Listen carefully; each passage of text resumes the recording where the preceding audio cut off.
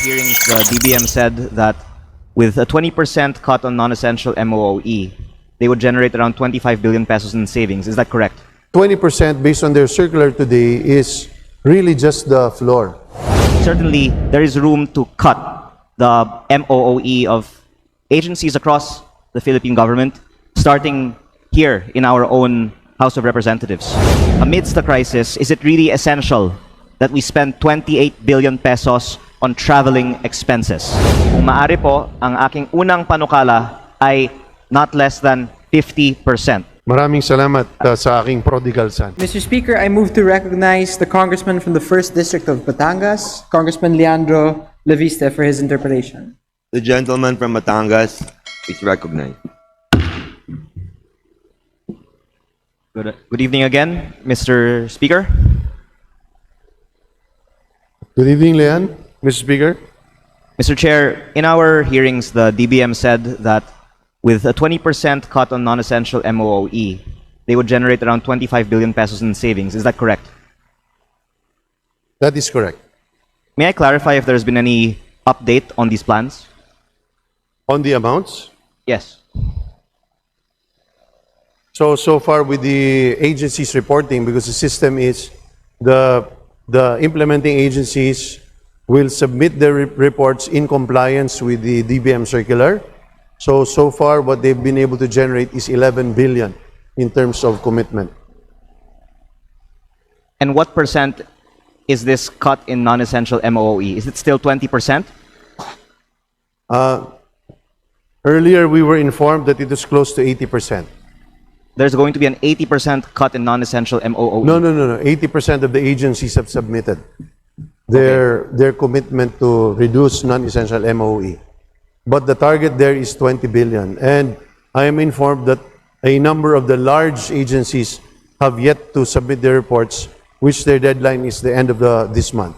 So this is on the purpose of reporting, but in the purpose of what is the requirement, there is no moving from the requirement of at least 20%.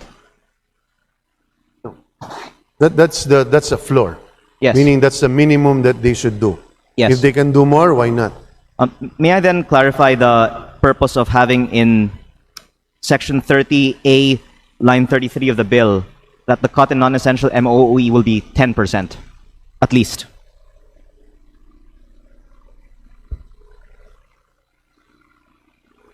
Yes. So the 20% is in reference to the DBM circular. So the DBM circular actually referred to 10 to 20%. Yes. So, and- but in terms of implementing the as a law, the DBM was of the distinct impression or position that we should peg it just at 10%. Yes, I'm only referring to the DBM circular so that we have a reference on what is, in their opinion, Potentially. feasible. Yes. But after all, it is our prerogative in Congress to impose what the members of Congress see fit. And would you not agree, Mr. Chair, that the more that we can save in non-essential MOE that we can then give to the people, the better? That is correct. But the position of the DBM is that today we can generate 20%, but again, we are creating a framework. If we put 20%, we don't know what the situation is in the future, meaning, are we in a better cash position? Will we have a bloated budget? Will there be more leeway? Based on what they're saying is if we are to codify the non-essential savings, they feel comfortable at putting it as a floor price of 10%. To put in context, what is the non-essential MOE that we are discussing? If I'm not mistaken, it's around 150 billion pesos in line items, which 20% of which for the rest of the year that they computed was around 25 billion pesos. Is that right? That's 150 billion, you're correct. Yes, and this 150 billion that they identified includes 28 billion in traveling expenses, 14 billion in representation expenses, and other such similar truly non-essential expenses. These are not essential expenses. By definition, they are the non-essential expenses. So line 36 on page 25 specifies what these are. Yes, and Foreign and local traveling, expenses, training, seminars, workshops, scholarships and conferences, representation expenses, fuel, water, electricity, and other utility expenses, supplies and materials expenses, professional services, consultants and technical assistants, and general services, advertising expenses, printing and publication expenses, and other similar MOOE items. Yes, thank you, Mr. Chair. And that is a total of 150 billion pesos, We are informed, yes, that is correct. of which, as mentioned, traveling is around 28, and representation is around 14, and there are seminars and these other expenses that you have discussed. And I would like to ask if it would be reasonable that we ask agencies to impose a larger cut on their non-essential MOOE, considering that I think it appears on its face unnecessary that amidst an economic crisis, we maintain at most 90% of the 150 billion pesos of non-essential MOOE. Well, first, many of these items have already been expended, considering that the crisis took place in the last part of the first quarter. They've been already obligated or in fact spent. Secondly is the DBM is of the position that the 20% based on their circular today is really just the floor. In fact, some agencies are submitting more than that, based on what they are receiving from the field. So agencies are encouraged to even come up with a higher amount. But obviously, I think many agencies will feel like it's going to be a tug of war, because many of the agencies will feel like that what may seem non-essential is very essential to them, particularly in terms of training, in terms of talent development, of talent retention.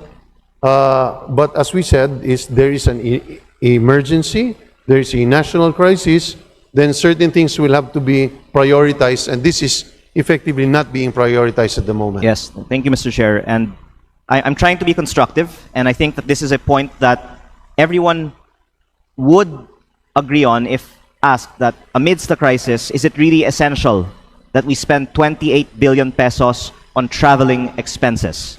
And rather than cutting the traveling expenses budget, for example, if it's 28 billion, by 2.8 billion, can we cut the traveling expenses of 28 billion pesos by a little more than 10%?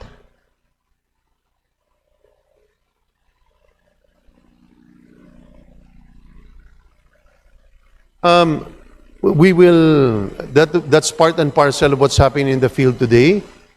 I just need to stress also that traveling expenses based on what I discovered, because I was of the impression that it referred to traveling abroad. In fact, a bulk of it is really transportation domestically. More than 94% or 95% in fact is travel domestic, meaning gasoline expenses for appraisers, individuals who are required to really travel from one point to the other. So, yun po pinanggagalingan. Pero patuloy po natin silang kukulitin dyan kung ano pa po pwede nilang magawa. But again, like I said, it's also going to be dictated on the demand side, how much is actually needed for us to effectively address the energy crisis. Then the executive will have to keep shaking the tree so that more fruits will fall. And again, it becomes a political activity on the part of the executive. Yes. In our previous committee hearing with you, Mr. Chair, I gave the example and you concurred that we should in fact impose cuts on the seminars that the DILG has barangay officials attend, which I learned from the officials from my district. They spend maybe 40,000 pesos per barangay captain to attend a seminar. And I think if we put it in context of these concrete examples, we can see that these are not really essential. And by the very definition of this bill, these are the non-essential expenses.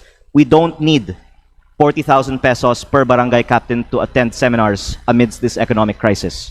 So could I ask that you be open, Mr. Chair, that we increase the cut on non-essential MOOE from 10% as proposed in this bill?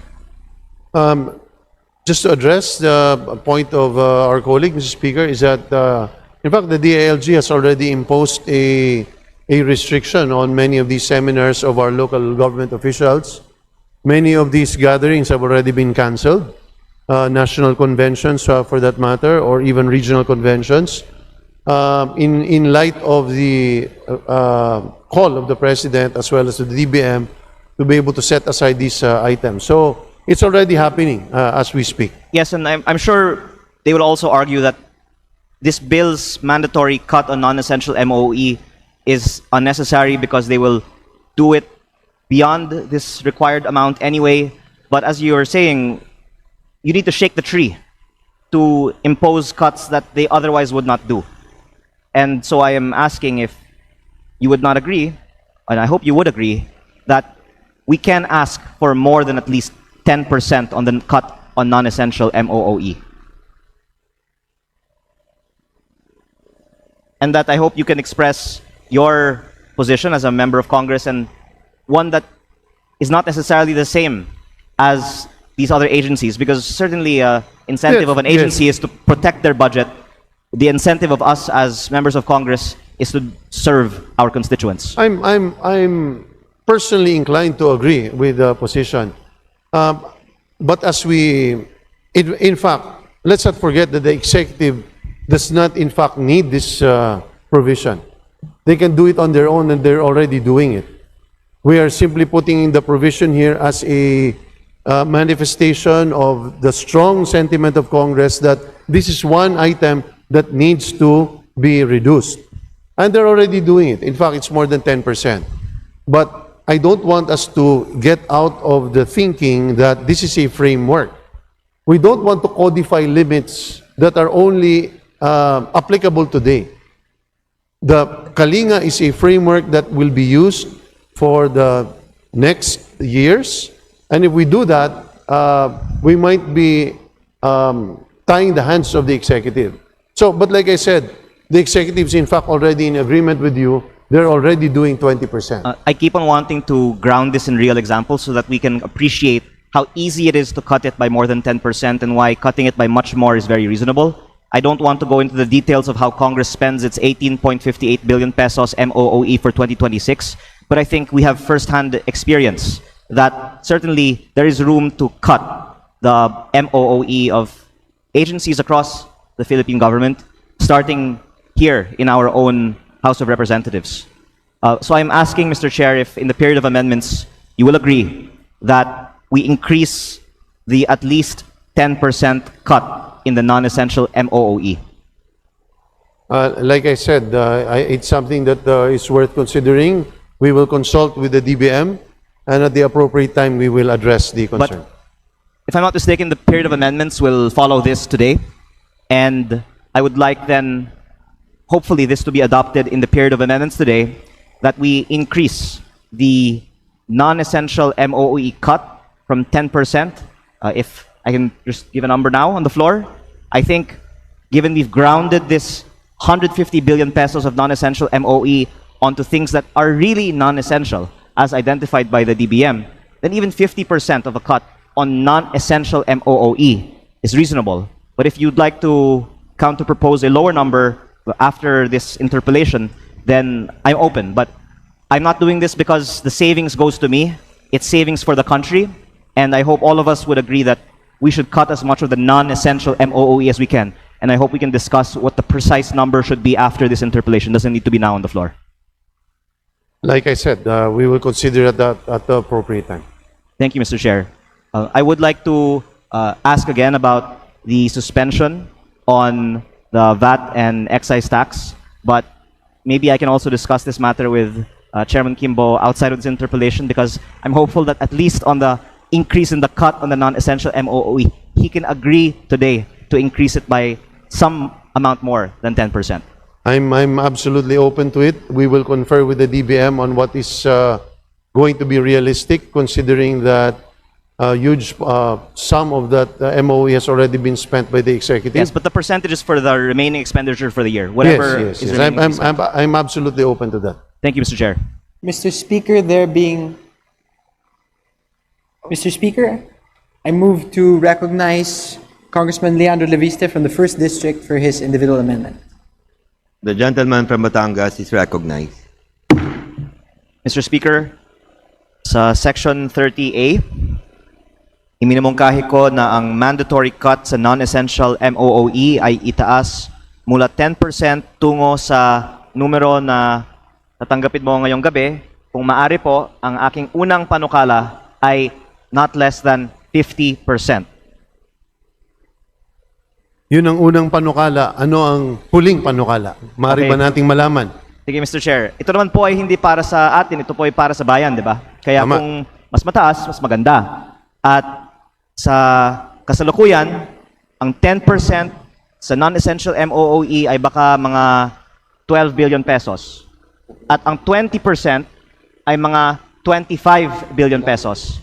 Siyempre, mas maganda kung 50% para mga 55 billion pesos o 60 billion pesos ang matitipid natin. Pero kung 20%, at least 25 billion pesos ang Doble yun. matitipid natin. Doble na yun.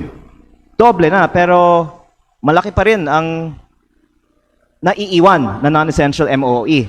Yung 60 billion pesos na 50% cut, kaya Mr. Chair, hindi kaya. Anong tingin po ng DBM? Hindi nila, sa tingin nila, mahirap, maaring itali natin masyado. Lalo yung mga future undertakings or future budgets. Masyado siyang mataas at this point in time. At sa tingin ko ay acceptable ang 20%. Salamat po, Mr. Chair, at pumapayag kayo na idoble ang 10 maging 20, ang 12 maging 25 billion. Kung maari po na lang, kung pwedeng mag-commit ang DBM na magbigay na rin sila ng best efforts. Kahit na hindi nakalagay dito na not less than 50%, kung nakalagay dito not less than 20%, pero sana makukuha natin ang kanilang commitment na makakatipid tayo ng 50% or more sa non-essential MOOE sa halaga ng 60 billion pesos kahit hindi po ito minamandate sa Kalinga Act. Sa So, tingin po ba natin, ito po ba ay kaya? We're in the period of amendments. Just make the necessary proposal, distinguished colleague. 50% ayaw nyo po. That's not acceptable because it's unrealistic because even with 20%, they're having difficulty already. Okay. Sa aking pananaw, What is the 50 proposal, Mr. Speaker? okay, sa aking pananaw po, reasonable na magpanukala na ibaba ng 50%, ngunit para matapos tayo ngayong araw, papayag po ako kung ang inyong panukala ay 20% at nais ko lang i-manifest na sana sa mga susunod na pagdinig, mag-report din ng DBM ng mas mataas pa na savings kaysa sa 20% po lamang. Anyway, nakalagay naman po dito, not less than X%. I believe the amendment, Mr. We- Sponsor, is for 20%. And So, what does sponsor to say? formalize the amendment, if I am correct, distinguished colleague, Mr. Speaker, wishes to amend line 33 by stating an amount not less than, instead of 10%, is to replace that with the words 20% of the covered line items, just for formality. Am I correct, Mr. Yes, Speaker? Mr. Chair. Dahil yan ang sinasabi na posible ngayong gabi, my proposal is to have not less than 20%. So we accept the proposal with the condition that we specify that this refers to this particular fiscal year. Because like I said, it is difficult to project what happens in the years that will come. If we have a better budgeting system, it will be more difficult to tie their hands down, but we accede to the proposal of my best friend, my son, Congressman Leandro Leviste. What does the majority leader say? Mr. Speaker, I move to approve the proposed amendment. There is a motion to approve the proposed amendment. There is any objection? There is none. Motion is carried. Maraming Please salamat continue. po, Mr. Chair. Maraming salamat sa aking prodigal son, Salamat po. sa aking mahal na son. Thank you po. Thank you, Majority Leader. What the president is trying to do is to paint a rosy image or a rosy picture of the Philippine economy, pero yung actual na nangyayari talaga is quite the opposite, no? So sa tingin ni Marcos Jr., mag-upbeat siya sa ekonomiya, no? Gumaganda ang lagay ng ekonomiya, but yung katotohanan niyan is kabaliktaran, no? Bakit ko nasabi yan? Kung titingnan mo yung datos, Jade, nung first quarter of 2026, ang inilago lang ng ekonomiya is 2.8%. At hindi pa natin dyan nakita ng buo yung naging epekto ng digmaan sa Middle East, dyan sa 2.8%. So ibig sabihin, pag titingnan mo yung growth ng ekonomiya, ng pangkalahatang ekonomiya for the second quarter, magiging mas mababa pa yan sa 2.8%. Ang inflation, Jade, for April is 7.2%. At taas pa yan because of the conflict nga, yung pagtaas ng presyo ng produktong petrolyo. So from growth and prices alone, makikita mo na hindi maganda ang ekonomiya, no? Tensyon dyan sa Middle East sa paghina ng paglago po ng ating ekonomiya. Positibo po si Pangulong Bongbong Marcos Jr. na patuloy na lalago ang ating ekonomiya at lumalakas po yung investors interest dito po sa Pilipinas. Bilang isang ekonomista, ano ho ba yung inyong masasabi po dito at ang assessment po ninyo sa kalagayan ng ating ekonomiya dito sa ating bansa? You know, I think, Jade, what the president is trying to do is to paint a rosy image or a rosy picture of the Philippine economy, pero yung actual na nangyayari talaga is quite the opposite, no? So sa tingin ni Marcos Jr., mag-upbeat siya sa ekonomiya, no? Gumaganda ang lagay ng ekonomiya, but yung katotohanan niyan is kabaliktaran, no? Bakit ko nasabi yan? Kung titingnan mo yung datos, Jade, nung first quarter of 2026, ang inilago lang ng ekonomiya is 2.8%. At hindi pa natin dyan nakita ng buo yung naging epekto ng digmaan sa Middle East, dyan sa 2.8%. So ibig sabihin, pag titingnan mo yung growth ng ekonomiya, ng pangkalahatang ekonomiya for the second quarter, magiging mas mababa pa yan sa 2.8%. Ang inflation, Jade, for April is 7.2%. At taas pa yan because of the conflict nga, yung pagtaas ng presyo ng produktong petrolyo. So from growth and prices alone, makikita mo na hindi maganda ang ekonomiya, no? Not to mention, Jade, yung low investment numbers na nakikita natin. So halimbawa, yung foreign direct investment, no, kung titinan mo nung Pebrero nitong taon na ito, ang ibinaba nito ay mahigit 30% kung ikukumpara nung nagdaang taon. And then, kung titingnan mo rin, Jade, yung growth ng investment for first quarter, bagsak, 3.3% negative. No, ibig sabihin, imbis na lumago, nag-contract pa yung investment mo.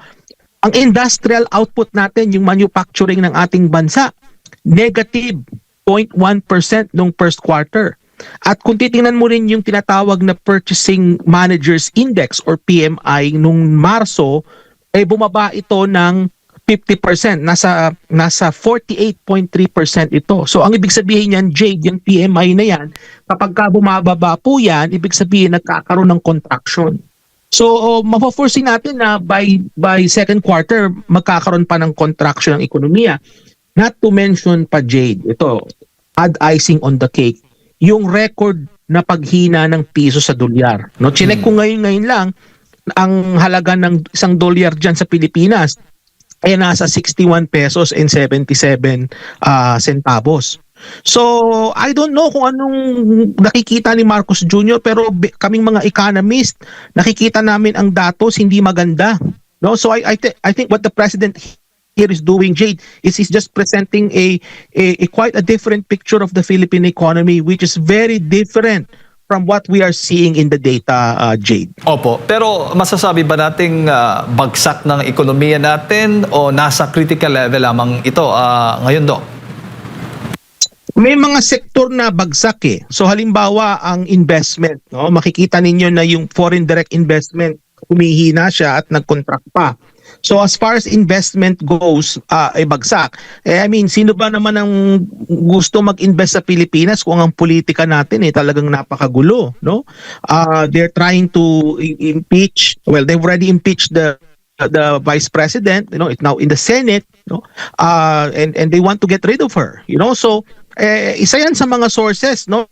ng pag-aalangan ng mga foreign direct investors na mag-invest, yung ginagawa ng gobyerno na they're using the different means that are available to them to go after their political opponents.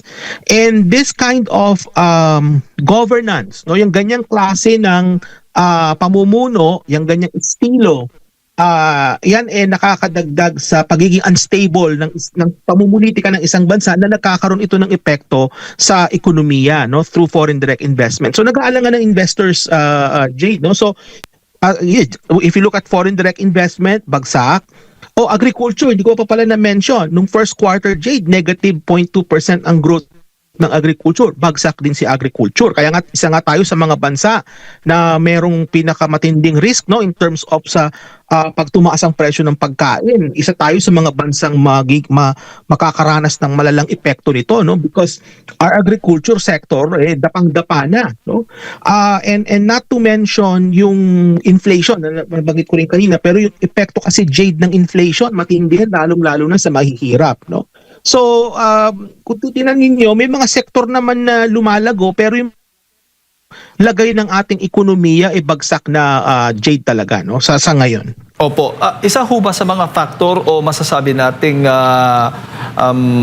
katibayan o basihan na hindi pa ganoon kabagsak ang ekonomiya natin dahil umiikot pa yung pera dahil po sa masa? Oo, kasi alam mo, sa totoo lang, pagkamat sinasabi natin bagsak ang ekonomiya, but life has to go on, no? So pupunta ka sa mga palengke, for example, you will see people, buying vegetables, bumibili sila ng karne, pagkain, may mga nagko-commute pa rin, may mga pumapasok pa rin sa opisina.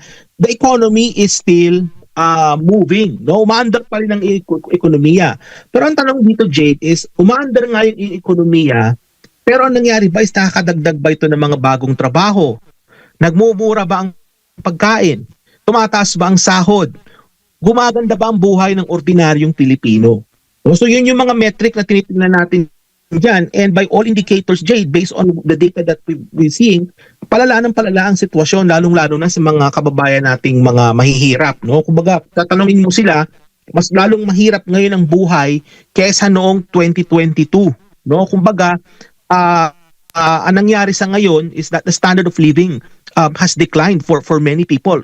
Kasama mo na rin, Jade, yung sa middle class. So although the economy, makikita mo, it's still may mga transactions pa rin nangyayari, but then yung kalidad ng ekonomiya, yung quality of life, yung standard of living, talaga nag-deteriorate na sa ating mga kababayan. Kung tatanungin mo sila, kumbaga, labas na dun sa mga sinabi kong datos kanina, Jade, no? Kasi kami mga economist na we rely so much on the data, but many of us forget to actually go to the street and talk to the ordinary person to ask them anong lagay ng ekonomiya at sabihin nila sa iyo, Jade, at mga kababayan, na that the economy now, yung lagay ng kanilang pamumuhay, ay mas malala ang sitwasyon nila kaysa noong mga nagdaang panahon. At habang humihina po ang value ng piso kontra dolyar, sabi mo nga nasa 61 pesos, mahigit 61 pesos per 1 US dollar, Doc. Imposible pong makakaranas tayo ng pagbaba o hindi na po bababa yung presyo. Wala pong mangyayaring pagbaba sa presyo ng mga pangunahing bilihin. Actually, titingnan muna natin, Jade, kung yung exchange rate ba natin mag-i-stabilize, no? Sa palagay ko is matatagalan pa. Bakit? Kasi yung digmaan sa Middle East ongoing pa rin bagamat may ceasefire, no?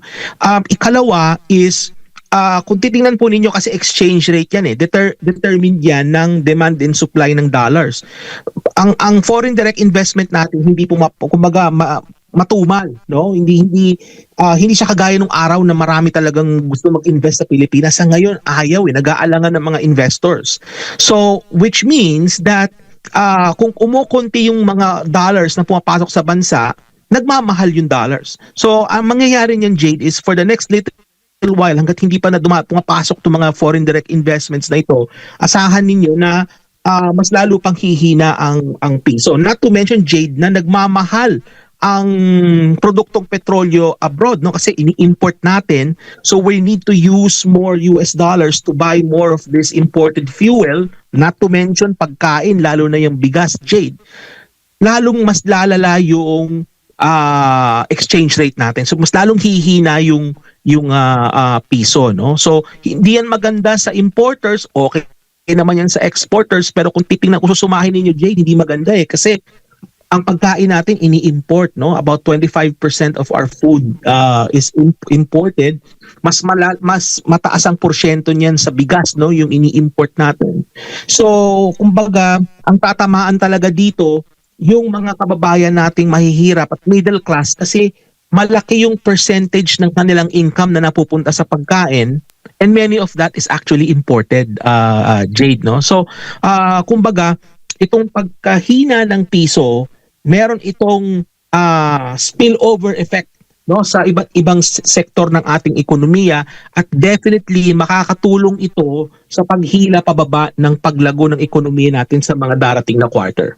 Sa kabila, bago ko lang ipasa kay Partner Admar, sa kabila nga po ng matumal, sabi mo nga, matumal na investment mula po sa mga dayuhang investors dito sa ating bansa, may alok ang na $1.75 billion financing assistance naman itong Asian Development Bank na maaari daw magamit upang matugunan ang epekto ng sigalot sa Middle East sa ekonomiya ng ating bansa. Sa ngayon, pinag-aaralan pa ng gobyerno ng Malacanang mismo, sabi, pinag-aaralan pa nila kung tatanggapin pa ang alok na ito at saan ito dapat ilagay. Doc, patunay ho ba ito, unang-una, yung pagtitiwala ng ADB sa bansa dahil magandang ekonomiya, at ano po yung masasabi po ninyo hinggil nga po dito? Alam mo, yung assistance na yan ng Asian Development Bank, bagamat yan welcome naman yan kasi additional na tulong yan sa fiscal space ng gobyerno, ako'y nababahala lang dyan kasi bagamat yan is parang soft loan yan, Jade. Yan hindi yan libre, no? Kumbaga yan babayaran mo rin yan although yung interest rates niya yan mababa. Ang wino-worry ko dito, Jade, is kapag tinanggap natin itong mga ganitong tulong, baka mapunta lang ito sa mga maleta, no? Kumbaga, imbis na mapunta ito sa mga proyekto na makakatulong, no, sa long-term growth ng ating ekonomiya, kagaya ng mga infrastructure projects, no, sa edukasyon para ma-build yung human capital ng ating mga kabataan. Ang aking wino-worry dito is itong mga ganitong flow, no, ng resources, mapupunta lang ito sa ating mga leaders, no, at hindi talaga ito mapupunta doon sa dapat mapuntahan. So kumbaga, may issue pa rin ng accountability. Now, does it mean na upbeat ang ekonomiya kaya nagkakaroon tayo ng mga ganitong assistance? Well, baka kaya tayo nagkaroon ng ganitong assistance because nakita ng ADB that our economy is not in a good shape, kaya nila tayo tinulungan. No, so you can also frame it that way. Pero either way, Jade, no, what worries me dito sa tulong na ito ng ADB, at hindi lang yan sa ADB, any donor, no, country or multilateral or multinational organization na tutulong sa atin, is kung saan mapupunta yung pera, no? Kasi nakita natin sa flood control, nakita natin diyan sa issue ng mga maleta, no, na kumbaga itong mga resources na ito napupunta lang ito sa bulsa ng ating mga politician, at hindi pa hanggang ngayon, Jade, wala pa rin tayong nakikita yung mga mastermind, no, hindi pa rin na held accountable sa kanilang mga ginagawa, and yet ang hinahabol nila yung mga kagaya ni Senator Bato, no, na imbis na yung mastermind ng flood control ang kanilang puntiryahin, iba ang hinahabol nila, kaya tayo nagkakaganyan. Doc, magandang umaga. Si Admar po ito. Pagdating po sa pagpapaganda or magandang epekto para sa ating ekonomiya, alin po ang mas may impact? Yung public spending po ba ng ating gobyerno or magmumula sa mga investor, maghikayat tayo ng mga investors sa inaharap? Magandang tanong yan, Admar, no? Kasi kung tatanungin mo, no, ang dapat na nagli-lead ng growth ng ating ekonomiya is the private sector, Admar. So, ibig sabihin ng private sector, yung mga MSMEs natin, yan yung dapat na in-encourage natin na lumago, no, yung mga small business, no, yung mga ordinaryong mamamayan na kumakayod, ano. at syempre sama mo na rin yung mga medium-sized businesses. Kumbaga private sector ang dapat na nagli-lead ng paglago ng ating ekonomiya. Ang gobyerno diyan, Admar, kumbaga supporting role yan dapat sa growth, no? Ang dapat talagang nangunguna diyan private sector. Now, in terms of doon naman sa papel ng FDIs, no, ng mga foreign investor, kasi ang ideya diyan, Admar, is that the Philippine economy is not able to generate yung sufficienteng kapital na kinakailangan para mapalago yung ekonomiya. No? Kulang yung na-generate natin. Kaya kinakailangan pa rin natin na mag-infuse tayo ng kapital galing sa labas. No? Yun yung pinaka-underlying principle dyan. Kasi sa ngayon, based sa struktura ng ating ekonomiya, kulang, no, yung na-generate nating kapital. So, kumbaga still, no, if foreign direct investments come in, Admar, private sector pa rin yan, no? So, kumbaga balik pa rin tayo dun sa ideya na ang dapat na nangunguna o nagli-lead, no, ng paglago ng ekonomiya is the private sector and not the government, ano? Kasi so kung sa totoo lang, Admar, ang issue kasi kapag gobyerno ang nagpapalago ng ekonomiya, walang innovation na nanggagaling sa gobyerno eh. Kasi ang ginagawa ng gobyerno, Admar, mangongolekta siya ng buwis at gagastusin niya itong nakolektang buwis sa mga programa. Yung growth na na-generate ng government spending, panandalian lang, hindi pang matagalang growth. Kasi kinakailangan mo pa rin dyan ng papel at mahalagang papel ng private sector. So kumbaga kung if the goal really is to, if you want to achieve long-term growth sa ekonomiya, make the right set of conditions para lumago ng mas malaki, no, yung private sector. Sa ngayon, Admar, hindi ganyan ang nakikita natin. Banggit ko nga kanina, ang mga private investors ayaw sa Pilipinas ngayon dahil nga dyan sa gulo ng politika. Nandyan itong digmaan sa gitnang silangan which affects their choice, ano, kung saan sila mag-i-invest. Ang mga red tape, nandyan pa rin, at graft and corruption. Isa yan sa reason kung bakit ayaw ng mga foreign investors na mamuhunan. At yan nagkakaroon yan ng epekto sa paglago ng private sector investment sa bansa. So kung tatanungin mo, Admar, kinakailangan, no, matulungan natin yung private sector na lumago kasi yan ang magpapalago ng ekonomiya over the long term. Opo, no. Nalaman natin sa oral arguments sa Korte Suprema, Doc, yung naging kalakaran na yung galing sa unprogram, inilipat doon sa program, ginawang priority, yung mga priority programs na sinasabi mga key projects, talagang parte ng Philippine Economic Development Plan, yun ang hindi naging priority.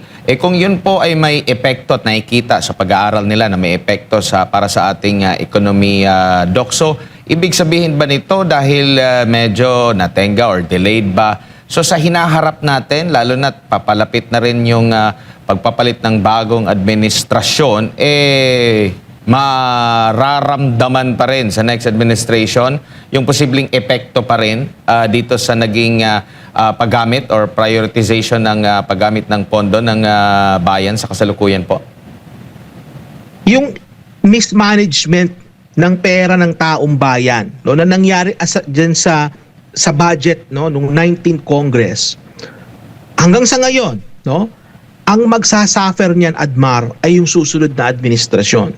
So kumbaga kung ano yung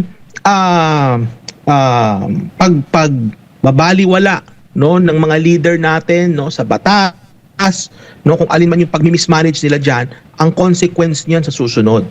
So, kumbaga yung susunod na administration, Admar, mahihirapan yan sa umpisa para maisaayos, no? So maisaayos muli yung lagay ng ating finances, no, because of what happened in the 19th and also in the current Congress. Kasi nangyayari pa rin naman yan hanggang ngayon, Admar, no? And makikita mo yung epekto niyan in terms of sa infrastructure. Kasi ang mangyayari niyan, Admar, is mamumove yung completion dates ng mga big infrastructure projects, kagaya halimbawa nung subway, nung Metro Manila Subway, kagaya halimbawa nung North-South Commuter Railway. Yung completion dates niyan mamumove. Baka sa sobrang tindi ng mismanagement na nangyari, baka yung completion dates niyan ma-move pa well beyond dun sa termino ng susunod na administration. Ganun kalala yung mangyayari, Admar. So kumbaga, ang consequence niyan is ang taong bayan ang magsasuffer. Kasi kung hindi nila mapakinabangan itong mga proyekto na ito, silang mahihirapan at by extension yung ating ekonomiya, no? So ito ay halimbawa, ito nakikita natin na ito ay halimbawa ng consequence, no? Yung kahihinatnan nung pagmi-mismanage ng ating mga leader ng budget natin, no? So kumbaga meron pa rin naman tayong magagawa, kumbaga if we elect the right set of leaders in 2028. Kaya lang, as I want to stress this, kung sino man yung uupo pagdating ng 2028, they have a challenge, no? Magiging challenge na yan is how to revert our economy or yung ating finances back to what they were, no? Especially during the time ni PRRD na maayos yan ng panahon ni FPRRD. But yan yung kailangang task na gawin ng ating mga leader in 2028, no? And kaya nakasalalay talaga yung eleksyon na yan, Admar, no? Mahalaga yan, nakasalalay ang ating ekonomiya diyan sa kahihinatnan or yung outcome ng eleksyon natin sa 2028. Opo, may bago pong DBM secretary, pinakabata po ito, 35 years old po. Doc, ano naman po ang inyo pong nakikita dito sa pagkuha ng kasalukuyang administrasyon sa pinakabatang kalihim? At siya po ay under ng Department of Budget and Management po, Doc. Well, it remains to be seen, Admara, no? Wala sa edad yan eh. No, nasa prinsipyo yan nung nakaupo diyan sa mga ahensya. Kasi kung ang kanilang prinsipyo ay susunod-sunod lang sila sa kung anong sasabihin sa kanila ng presidente halimbawa, no? At hindi nila isasaalang-alang ang kapakanan ng taong bayan, kagaya rin sila ng mga ibang opisyal na hindi maganda ang ginagawa, no? So kumbaga, wala sa edad yan, wala sa edukasyon yan, Admar. Nasa prinsipyo yan ng taong nakaupo. Kahit magpaupo ka dyan sa DBM, halimbawa, ng opisyal na halimbawa walang doctorate degree o kaya ay has a minimal experience, pero may prinsipyo, no? At isinaalang-alang ang lagay ng kapakanan ng ating taong bayan, no? At kumbaga hindi corrupt, no? At hindi nangungurakot, halimbawa, walang problema doon, ano? So itong bagong upong DBM secretary, well, I wish him all the best, no? Pero tandaan din niya na nagmamatsyag ang taong bayan, no? Hindi kumbaga we're not watching him. We're actually all eyes on him, especially napaka-importante, Admar, nung kahensyang hinahawakan niya, kasi kung maalala niyo nung flood control scandal, involved ang DBM, no? Ayon dun sa mga lumabas sa hearing sa Senado na kung saan merong kinalaman ang DBM dun sa mga pondo na napunta sa flood control corruption, no? So mahalaga yung pwesto na yan ng DBM kasi yan ang nagre-release ng budget, ano?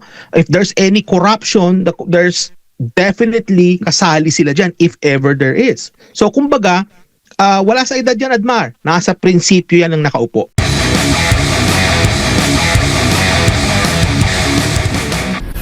Yung recover barn movement po ay itinatag dahil doon sa mga naging kaganapan dito sa BARM na kung saan ay mula noong nagkaroon ng na-establish ang Bangsamoro Autonomous Region in Muslim Mindanao at matapos maupo si Haji Murad Ibrahim o si Kagi Murad at napalitan noong nakaraang taon, nakita na namin na hindi na yata naaayon sa itinatadhana ng Bangsamoro Organic Law at ng Comprehensive Agreement on the Bangsamoro yung pagtalaga sa bagong punong ministro ng BARM.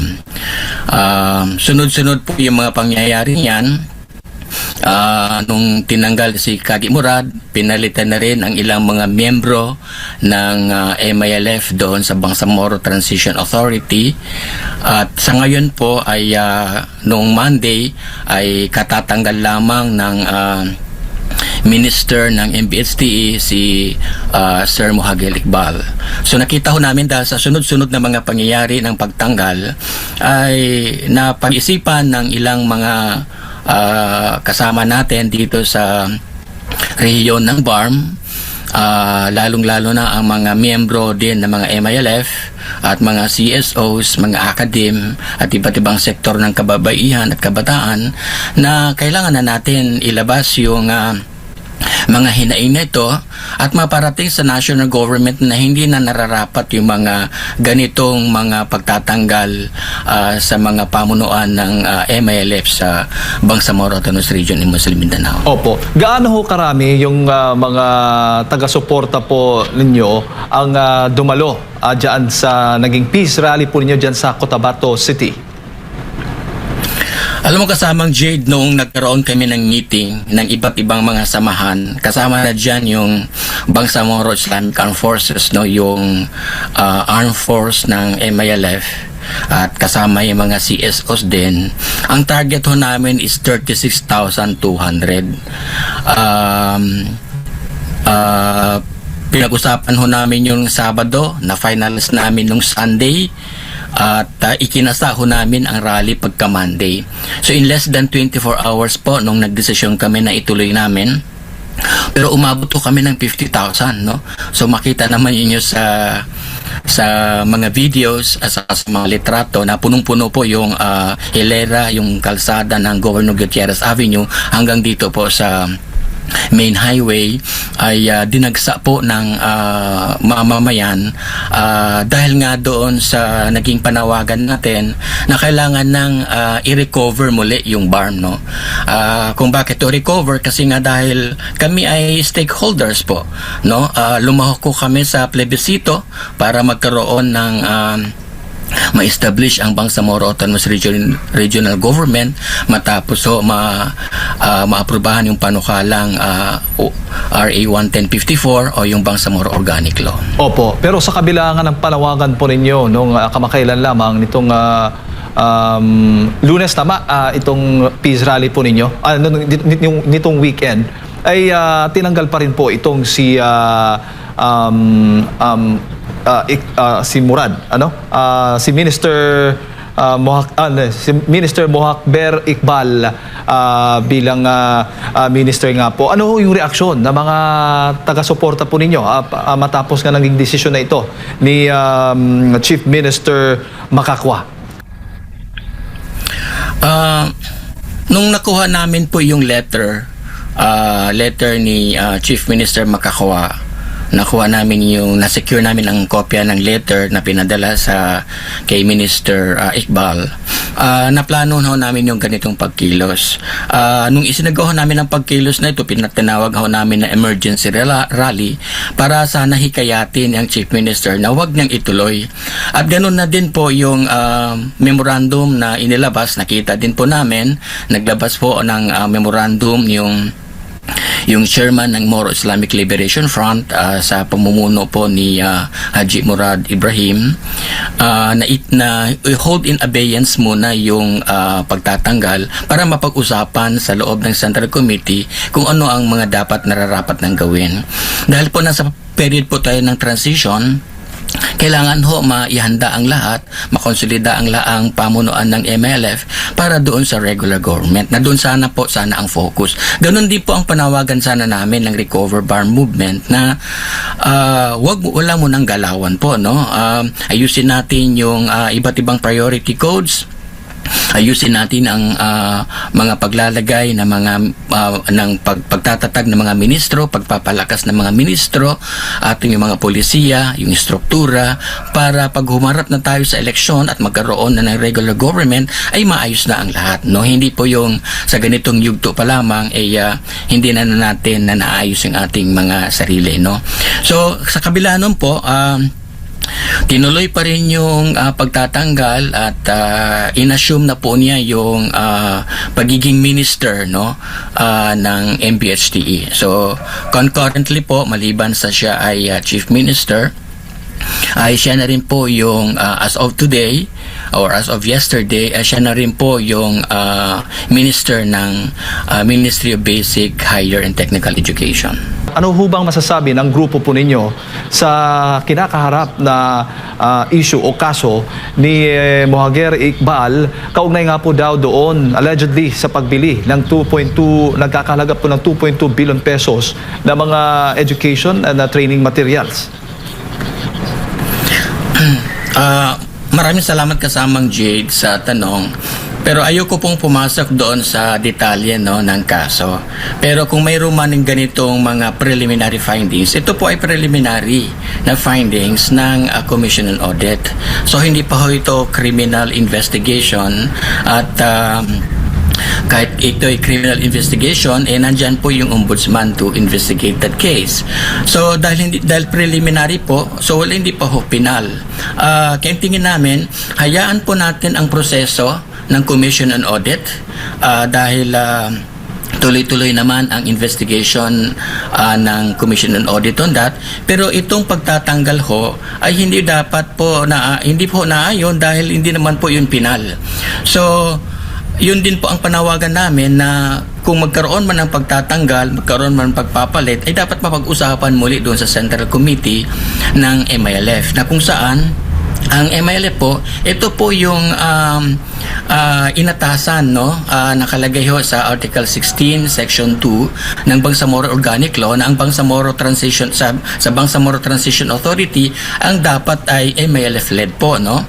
So ibig sabihin, during the transition kailangan MLF ang mamuno, no? So yung kaso na po yan ay hiwalay na proseso po yan at hindi mo dapat ho hindi po yun o dapat yan kaugnayan po sa pagtatanggal niya dito kay Mohaguer Iqbal bilang minister ng MPHTE. Opo, pero may nakikita ho ba, bago ko lang ipasa kay partner Admar, may nakikita ho ba kayong anggulo na parte ito ng paninira laban po sa kanya? Hindi ko natin maiwasan yon dahil kung makikita naman ninyo sa mahaba-habang panahon na single-handedly masasabi natin na napakalaking role, napaka-critical ng role ni Mohaguer Iqbal sa buong proseso ng peace process, magmula doon sa signing sa negotiations para sa Comprehensive Agreement of the Bangsamoro na napirmahan noong 2014 hanggang sa nagkaroon ng Bangsamoro Organic Law noong 2018 tanda na-establish yung BARM noong 2019. Ang buong proseso na po ito ay si Sir Mohaguer Iqbal po yung isa sa mga nangunguna, no? At masasabi natin architect. So ngayon po nagtataka kami na bakit siya bigla na lang tinanggal dahil na hindi pa tapos ang transition. Pagkatapos wala namang naipapakita pang ebidensya, ibig sabihin wala pa naman ding naisasampang kasong kriminal, no, ang ombudsman, kaya dapat tingin namin hindi dapat yun isama dito sa usaping ito. Datu, assalamualaikum, si Admar po ito. Nakikita niyo po ba? Opo, nakikita niyo po ba ang presensya or hindi presensya, yung pagmomonitor mismo or pangunguna mismo ng ating presidente, or kailangan ba na mismo na ang presidente ang tumutok dito po sa inyo pong kinakaharap ngayon na issue dyan po sa BARM, at kung kailangan or sa kasalukuyan ba, meron bang ganyan kayong nakikita? Alam niyo, kasamang Admar, malaki ho ang pananagutan ng national government sa usaping ito. Ang usapin na ito ay hindi ito simpleng internal dynamics po, no? Dahil kung babalikan po natin yung Comprehensive Agreement on the Bangsamoro, yung last two paragraph po ng page 4 ng 5 pages na Comprehensive Agreement on the Bangsamoro, nakalagay doon po na kasama ang national government bilang party doon sa agreement that shall faithfully adhere, no, by honor, respect, implement, and entrench the agreement, no. So tingin namin kailangan faithful ang national government, no, this implementation. Yun naman po ang malaking issue namin na hindi na po naaayon sa Comprehensive Agreement on the Bangsamoro yung paglalagay ng Chief Minister, at hindi na rin po na ayon sa Bangsamoro Organic Law, yung pagtanggal ng ilang mga members ng BTA, kasi ngayon po ay hindi na po sila 41, no? Wala na po sila sa majority. So you cannot lead po the Bangsamoro Transition Authority or the Bangsamoro government if you are not a majority, no? If you are not the majority. So dahil minority na sila, lahat ng mga legislative agenda, priority agenda na isinusulong halimbawa ng MILF ay hindi na po nangyayari. In fact, even yung mga batas na naipasa na nung nagkaroon ho ng pagpapalit under kay Abdul Rauf Makakua, ay napalitan na rin po ang ilang mga batas, no? Kasama po dyan yung redistricting law at saka yung Bangsamoro Electoral Code. So tinamin malaki ang role ng national government na bumalik uli, no, doon sa table para pag-usapan muli yung full implementation ng conference agreement ng Bangsamoro faithfully, kasi yun naman po ang nakalagay doon sa agreement. Opo, nakikita niyo po ba? Ang may Sige po, Dato. Ang may dagdag ko lang Sir Admar, nagkakagulo ho yung ganitong proseso, ganitong mga sitwasyon dito sa BARM. Malaki ho ang role, no, ni dating Secretary Galvez. Para sa amin, si Secretary Galvez ay isa siya sa mga arkitekto na kung bakit nagkakagulo yung BARM sa ngayon. Kasi instead na sana maging bahagi siya ng pagpapatibay, no, ng relationship between the MILF and the national government, naging bahagi po si dating Secretary Galvez dito sa internal dynamics, no, lalo na nung nailagay na si Chief Minister Abdul Rauf Makakua. So makikita po ninyo na even sa kanyang resignation letter kay Presidente Marcos ay hindi po niya nabanggit yung MILF, no? So makikita niyo na hindi talaga siya naging instrument, no, para mas mapalakas pa, mas mapatibay pa ang relationship ng MILF at ng national government. Opo, nakikita niyo rin po ba na may kaugnayan din ito sa nalalapit din na eleksyon? Malamang po, no? Malamang, dahil alam naman natin na malaki ang role ng ministro ng Basic Higher and Technical Education, o kung sa national government ito, sa Pilipinas ito yung DepEd, no? Malaki ang role po niyan sa election. So tingin namin bahagi yan ng kanilang consolidation na ma-control, no, yung MPHTE. Ganon din ang iba't ibang mga ehensya ng Bangsamoro Autonomous Region and Muslim Mindanao. Pero bagamat yan ay presumption lang namin, pero makikita namin bakit nangyari mga ganito, papalapit na yung September 2026 elections. Opo, at kung sakali magkaroon ng eleksyon po at ganito nga po yung nangyari, posibleng hindi ba kilalanin dahil nga meron pang mga issue bago pa man ang eleksyon po na mangyayari? Alam niyo po, kaliwat kanan yung atake, no, hanggang sa korte, hanggang sa COMELEC. Kagaya halimbawa ng United Bangsamoro Justice Party, di ba? Kung inyo pong matatandaan, mayroon pong sinampang kaso laban sa UBJP. Ngunit ito ay initially dinismiss ng COMELEC, pero nagkaroon ng motion for reconsideration uli ang kabila. At yan po ay patuloy isang hakbang yan na para mas ma-disqualify totally o finally yung UBJP. Alam naman po natin ng UBJP, ito po yung political party ng Moro Islamic Liberation Front, no? So ayaw nilang lumahok yung UBJP dito sa magaganap na September elections. So habang nangyari po yung ganon, ito naman po ang kasunod, no, yung pagtatanggal po kay Muhagir Iqbal bilang minister, at yung una na pong natanggal, no, si Chairman Murad, no, bilang chief minister. So sunod-sunod po yung mga pangyayari. Lahat po ito ay nakadisenyo para yung MILF ay totally ma-annihilate doon sa proseso, sa demokratikong proseso. Ito po yung nakakalungkot dahil instead na sana i-entertain nila na halimbawa po itong ginawa naming rally, ang mga 30 to 40% po niyan ay mga miyembro po ng Bangsamoro Islamic Armed Forces. Ang sabi ko nga sa isang interview na in fact dapat sila magpasalamat na yung mga ganitong mga puwersa, lalo na yung Bangsamoro Islamic Armed Forces, ay lumantad sa kalsada, humarap sa media. In fact, ang isa sa mga commanders nila ay umiyak pa during the press conference dahil nga doon sa masakit na nararamdaman na nagtiis sila sa mahabang panahon for 50 years. Kaya lumabas sila sa rally para ipanawagan na sana maayos na ito at maging sincere ng national government doon sa full implementation ng Comprehensive Agreement on the Bangsamoro.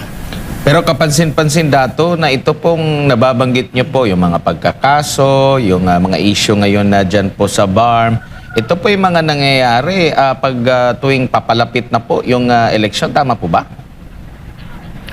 Tama po yan, no?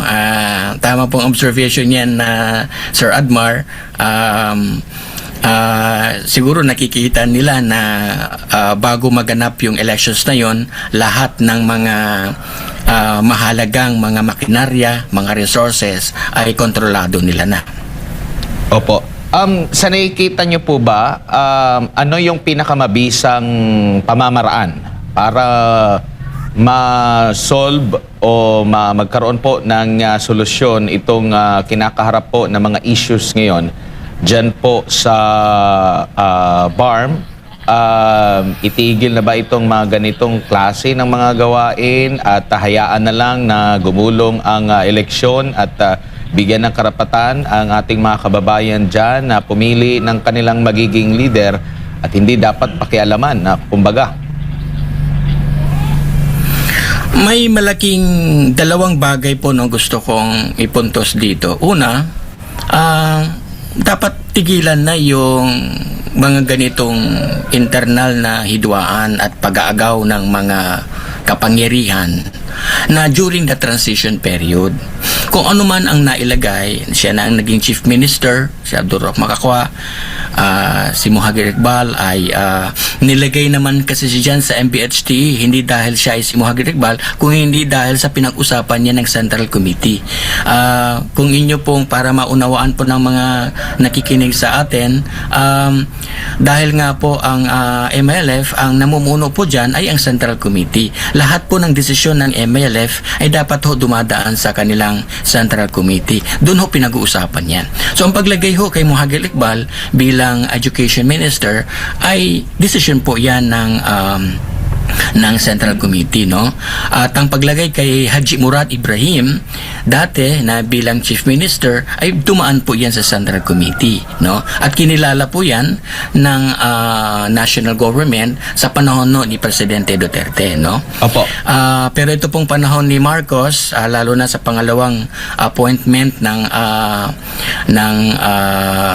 BTA ay yun po no nilagay na po si Sami Gambar o si Abdurrauf Makakwa. Ang tingin ho namin dapat tigilan na po ito at hayaan po natin umusad ang lahat ng mga partido na mag-prepare na po para sa September elections. Pangalawa po, yung national government kailangan una, hindi sila dapat makialam doon sa mga internal dynamics. In fact, dapat mag-facilitate sila at maging kabahagi sila doon sa full implementation ng Comprehensive Agreement on the Bangsamoro. Let's go back to the intent of the agreement. And also, let's go back to Article 16, Section 2 of the Bangsamoro Transition Authority or of ORA 11054, which says that the Bangsamoro Transition Authority shall be led by the Moro Islamic Liberation Front. So dalawa lang po yung nire-request namin, ang dinidemand namin. Recognize yung provision ng law. Pangalawa po, balikan po yung mga agreements doon sa Comprehensive Agreement ng Bangsamoro habang piniprepare po natin yung September elections. Kasi po kung may ganitong kaguluhan po, no, tatawag sana humantong sa hindi mas kanais-nais na sitwasyon,